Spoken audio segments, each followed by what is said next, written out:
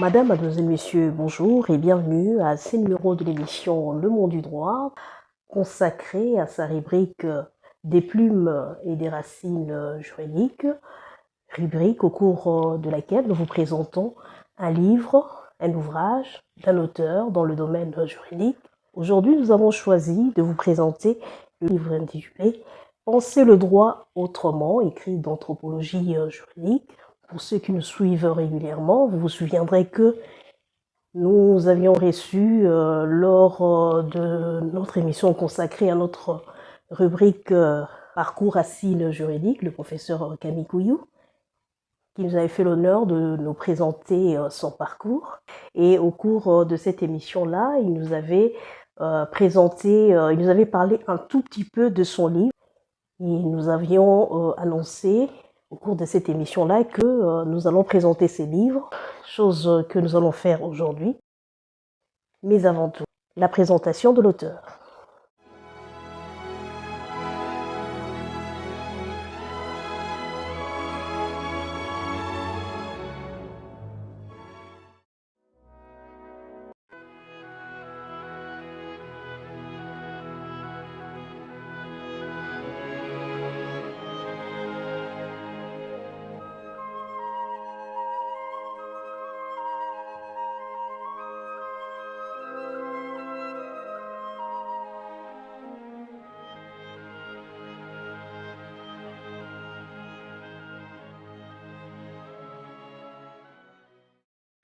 Le professeur Kamikoyo Mouissa, originaire de la République démocratique du Congo, docteur en droit de l'Université Paris 1, Panthéon-Sorbonne, habilité à diriger des recherches et qualifié aux fonctions de professeur des universités.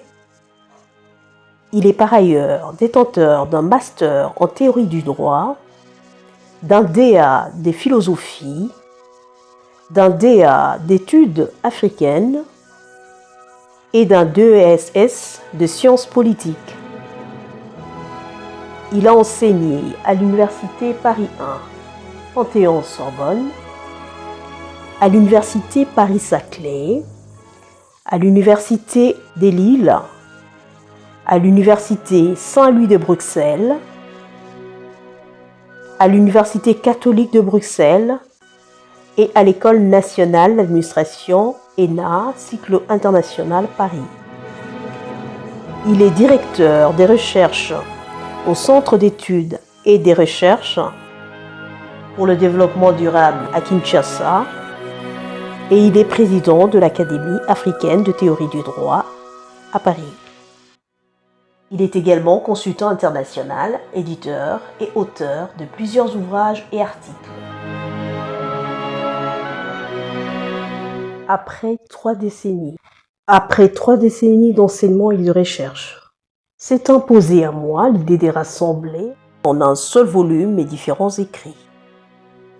D'abord pour en retrouver le fil conducteur et faire le bilan de mon propre cheminement scientifique. Ensuite, pour mettre en évidence une partie de ma contribution à l'élaboration de l'anthropologie juridique comme une science du droit. Enfin, pour faciliter la tâche à mes étudiants et à d'autres chercheurs qui pourront ainsi avoir à leur portée un ensemble de textes dont certains leur sont inconnus ou difficilement accessibles.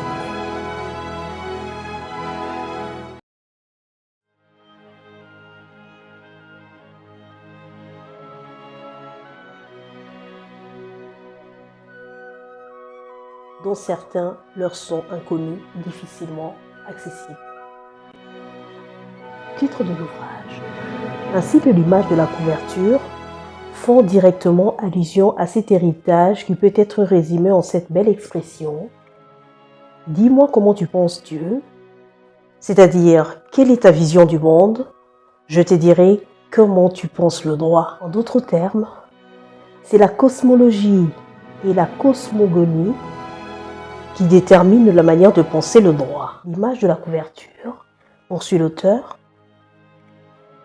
nous rappelle la cosmologie occidentale, connue dans le livre de la Genèse selon laquelle Dieu a créé l'homme à son image, de façon verticale, à l'origine de temps, par sa parole.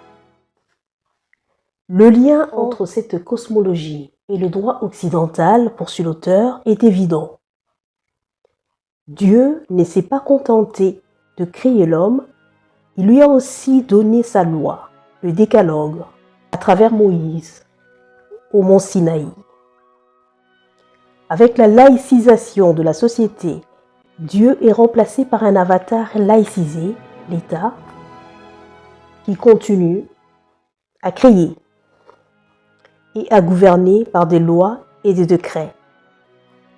Mais cette vision du monde, poursuit l'auteur, et de l'homme, n'est ni universelle ni universalisable. Le droit ne peut être présenté comme l'expression d'une seule vision du monde qui serait universelle. D'où la nécessité, poursuit l'auteur, de le penser autrement, en fonction des différentes cosmogonies. Les études rassemblées dans ces volumes ont été écrites à différentes périodes de la vie de l'auteur. Elles jalonnent les différentes phases du développement de sa vie scientifique. Mais le fait qu'elles soient ainsi diversées, datées, et qu'elles couvrent des domaines différents de la vie sociale, politique et juridique, n'interdit pas que leurs réunions puissent composer un ensemble cohérent. 5 idées maîtresses traversent l'ouvrage du début à la fin. La première est le fait que le droit n'est pas seulement ce que disent les juristes, mais aussi ce que font les acteurs.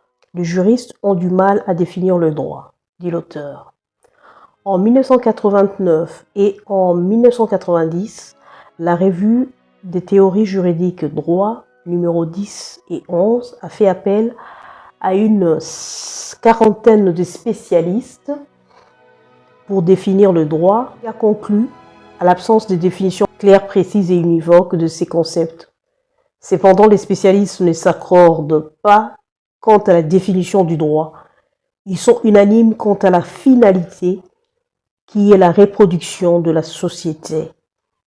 Au constat du discours confus des juristes sur le droit, s'en ajoutent 3 autres, celui de l'inaptitude du droit à saisir l'ensemble des situations, celui de son extériorité par rapport à la société dont il est censé permettre un fonctionnement harmonieux, et celui de l'antériorité par rapport aux situations et conflits.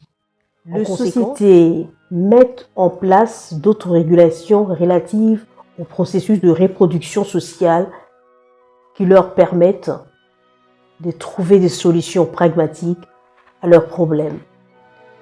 L'anthropologue du droit considère l'homme en société, valorisant cette régulation sociale par le bas, c'est-à-dire ce que font réellement les acteurs sociaux. En effet, poursuit l'auteur, dans l'optique positiviste, la règle du droit se caractérise par la sanction étatique, ce qui aboutit à lier le droit à l'État.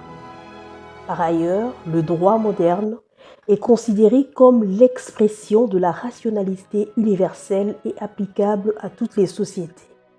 C'est contre ces blocs de certitude que s'inscrivent les travaux de recherche et les écrits de l'auteur.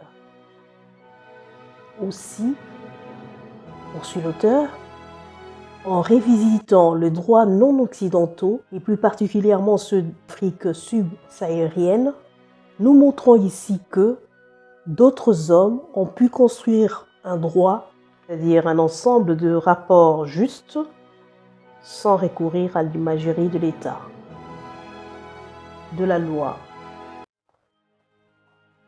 de l'individu et des droits subjectifs. La deuxième idée qui traverse le livre est celle du lien social. Je cite, « Dans une bonne partie de nos textes, nous recherchons le facteur d'ordre et de cohésion des relations qui s'établissent entre les hommes. L'équilibre social est ici l'hypothèse de base partagée. À partir de cette base, nos analyses singulières permettent d'appréhender la construction de la structure sociale, les interactions individuelles dans le groupe, la relation de l'agent social à l'autorité, le rôle de la conscience collective dans la constitution du lien social. Donc, la troisième idée, poursuit l'auteur, est l'importance de la régulation sociale par le bas dans de nombreuses sociétés non occidentales. C'est le cas des sociétés africaines qui ne cherchent pas la voie de leur cohérence dans la soumission à des forces externes, notamment à la loi entendue comme norme générale et impersonnelle préexistant au conflit et déterminant la solution. L'auteur affirme, je cite, « En observant de nombreuses sociétés contemporaines en Afrique, en Amérique et en Asie, nous avons remarqué que la régulation sociale s'y fait largement par le bas, malgré l'intégration de la quasi-totalité d'entre elles dans la modernité juridique et l'économie du marché. Ne s'épuise pas dans la dogmatique d'un ordonnancement normatif. La dogmatique juridique est pour ainsi dire le premier niveau de la science du droit. La réduction de la science juridique à la dogmatique normative est une forme de limitation de la connaissance effective du droit en tant que manifestation normative, affirme l'auteur. La quatrième idée directrice de l'ouvrage est le métissage juridique. Le métissage est donc la caractéristique principale des innovations normatives observées en Afrique actuelle. Il caractérise le quotidien du droit en Afrique subsaharienne, non seulement au niveau infra-étatique, dans des espaces anétatiques où l'absence de l'État et de son droit est compensée par régulation, mais aussi au niveau étatique où le législateur peut être amené à mélanger les normes légales et coutumières dans un même texte. Mieux, le métissage juridique s'effond par le bas et par le haut. La cinquième idée et la dernière de cet ouvrage est le pluralisme juridique, c'est-à-dire la coexistence dans les différentes sociétés de plusieurs ordres juridiques. Le pluralisme juridique, dit l'auteur, résulte de la rencontre de plusieurs cultures juridiques dans une même société. En Afrique, poursuit l'auteur, qui est le cadre principal de nos analyses, les cultures juridiques les plus importantes sont le droit moderne d'inspiration occidentale, le droit musulman, les coutumes ancestrales et les différentes pratiques des acteurs. Les populations recourent de façon opportuniste et sélective à ces différents systèmes normatifs. Dans ces livres, il montre qu'au-delà de leur diversité, les sociétés africaines ont de traits culturels communs qui permettent aux Africains de singulariser leur expérience juridique et d'affirmer l'existence d'une culture juridique africaine. Les traits sont nombreux. Le droit africain concerne à la fois les univers visibles et invisibles. Par ailleurs, ils sont négociés, oraux, communautaires, statutaires, fonctionnent selon des modèles. Dans ces livres, l'auteur dit donc que le droit africain, c'est un droit aux dimensions visibles et invisibles. Les négro-africains n'ont pas une vision dualiste du monde. Pour eux, il y a un seul monde et deux dimensions entre lesquelles la communication est permanente. La dimension visible, la société des vivants, et la dimension invisible, la société des ancêtres. L'idée partagée est celle d'une absolue contiguïté de ces deux dimensions visibles et invisibles, d'un monde unique et homogène. En Occident, il existe une frontière entre les deux mondes. Et seuls ces côtés-ci de la frontière constituent le monde réel. L'auteur parle également dans cet ouvrage des questions de la parenté, des relations entre le sexe et de la famille. Il montre que les réformes législatives entreprises en Afrique dans ces domaines au lendemain des indépendances avaient un caractère idéologique et n'ont pas entraîné de développement visé par leurs concepteurs. L'auteur parle également de la question de l'enfance marginalisée à partir de réflexions sur les enfants de rue, les enfants soldats et le jeune marginalisé issu de l'immigration. L'auteur montre ici non seulement l'ignorance complète de droits officiels de l'enfant par la quasi-totalité de ses destinataires, mais aussi que ces derniers construisent eux-mêmes leur système normatif à partir du registre de légitimité propre. L'auteur montre que face à l'absence ou à l'inadaptation des réponses institutionnelles, les populations se tournent vers les réponses endogènes et communautaires. Par conséquent, les politiques juridiques et judiciaires devraient chercher une articulation sur le modèle institutionnel et les spécificités africaines. Le droit ne peut avoir de visée messianique. Pour être efficace, la vision des juristes doit être réaliste, donc modeste. Ils doivent apprendre à regarder comme leurs proches et leurs concitoyens vivent ou se débrouillent pour survivre et apporter aux solutions qui peuvent être proposées par le papa pasteur, par les commissaires de police ou par l'homme politique les moyens d'introduire les exigences d'égalité devant le droit et de transparence qui sont les clés de l'état de droit. Il s'agit donc bien d'inverser la topologie usuelle et de partir non des textes de loi, mais des comportements des acteurs. Non point pour avaliser tous les comportements, mais bien pour fonder un nouveau pacte social. Pour fonctionner et assurer la reproduction de ses composantes, une société a besoin d'un cadre mythologique qui puisse lui offrir une perspective, au moins à moyen terme, et selon une exigence de légitimité retrouvée, l'anthropologie du droit, dont se réclame l'auteur, à juste titre, a apporté une contribution sans doute partielle à ces débats. Fin des citations du professeur Étienne Leroy.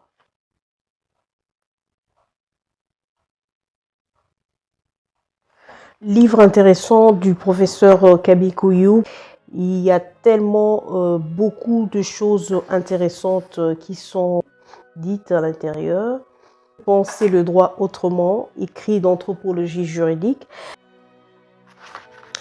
Un ouvrage de 487 pages, publié aux éditions Expérience.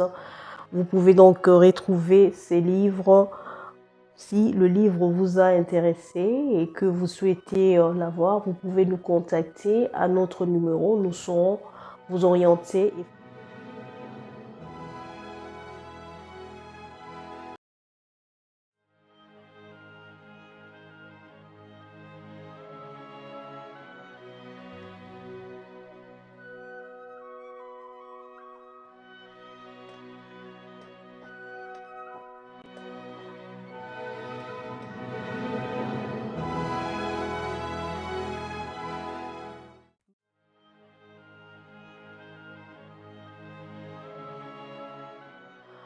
Nous vous quittons, Madame, Messieurs. Nous vous remercions d'avoir suivi cette rubrique de plumes et des racines juridiques. Vous qui avez de livres que vous avez écrits, si vous avez un livre dans le domaine juridique, vous aimeriez que nous puissions le présenter à travers cette rubrique des plumes et des racines juridiques, merci de nous contacter. Nous vous disons au revoir, Madame, Messieurs, et nous vous fixons rendez-vous pour un autre numéro de votre émission Le Monde du droit. Et à la prochaine.